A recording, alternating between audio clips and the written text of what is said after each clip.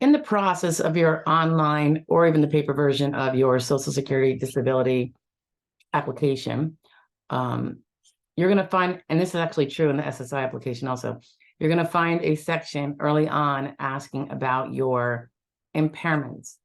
And basically they're looking for a list of your impairments. So one thing I would not do is something like this. Let's say you have a bad back. Now, believe it or not, you can say a bad back or back impairment. That kind of covers the whole thing. And then later on, when we get the medical records, it could be lumbar, thoracic, cervical, all that. So what I wouldn't do is for one line say herniated disc at L5, another line in the list, disc bulges at so-and-so level 3, L3. First of all, if you're never going to touch on all the little micromanaged descriptions or definitions of the micro issues. So I wouldn't start putting them down because you're going to miss some, and the back covers the whole thing. Okay.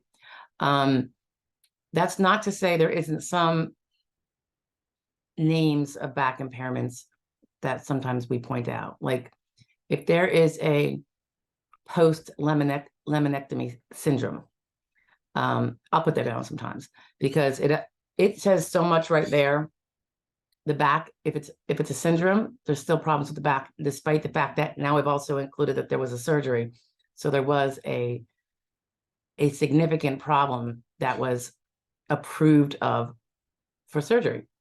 And the fact that the surgery resulted with all that difficulty.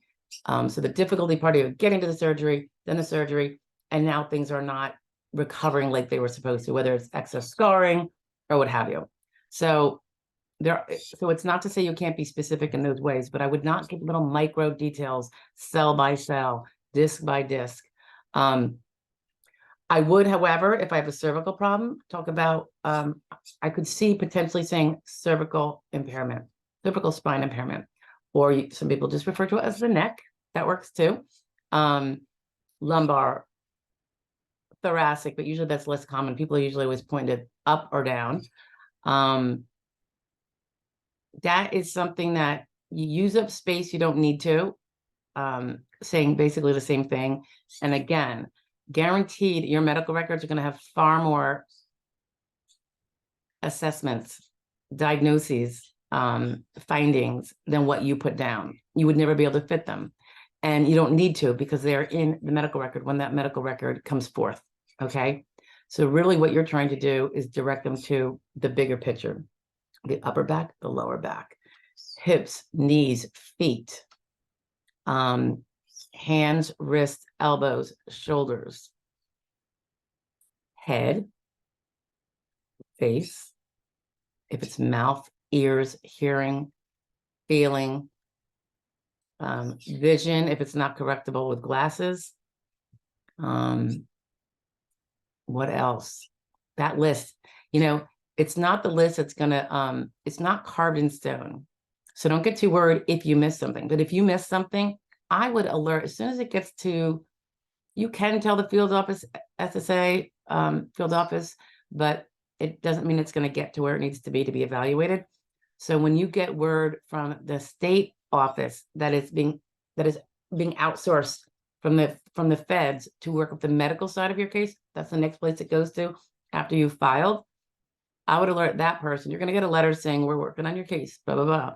It is from a state agency within the state, but it's actually doing the federal work. And it'll say SSA on there or Social Security Administration. But you can forward a new impairment or one you forgot. It happens all the time that people forget an impairment.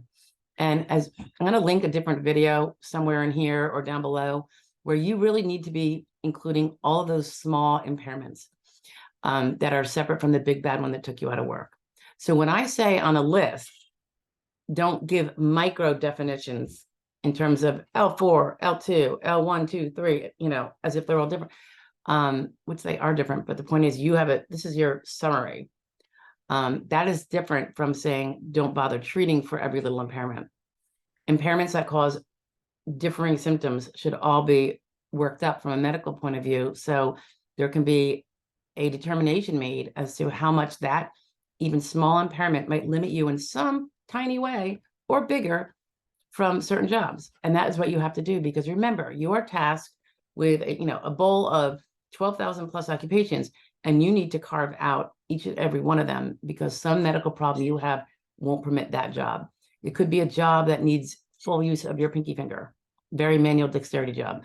And that's the one thing you don't have good use of for whatever reason, but you certainly didn't keep you out of your old job because you didn't have to do that fine manual dexterity, but it would carve out a lot of jobs.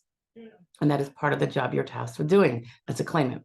So don't forget all the little tiny impairments. And when you're thinking about the list of, they give you up to a space of 10, but then you could put more in remarks. I wouldn't leave any out. I'd put them in remarks. Think more like body parts, body systems. Like if you have uncontrollable diabetes, you're going to want to put that down. You might not then say blood sugar problems. That's all kind of going to be wrapped up. If you say migraines, you might not want to then put headaches. Like that's all going to be kind of evaluated the same. It's giving them a heads up as to the basics. If you have obviously a condition that is blue book listing level, or is a listing, but you don't know if it's a level, they're going to decide, or you're going to fight to prove it is, you're going to want to put that particular diagnosis down for sure. But aside from that, I wouldn't be doing those little micros within an actual impairment, because that's all going to come through with the impairment of that body part or that body organ or system. Okay. All righty. Any questions on that one? Let me know. I'm sure other people have different takes on it, but that's how we do it. And it seems to work out quite well. Thanks. Bye.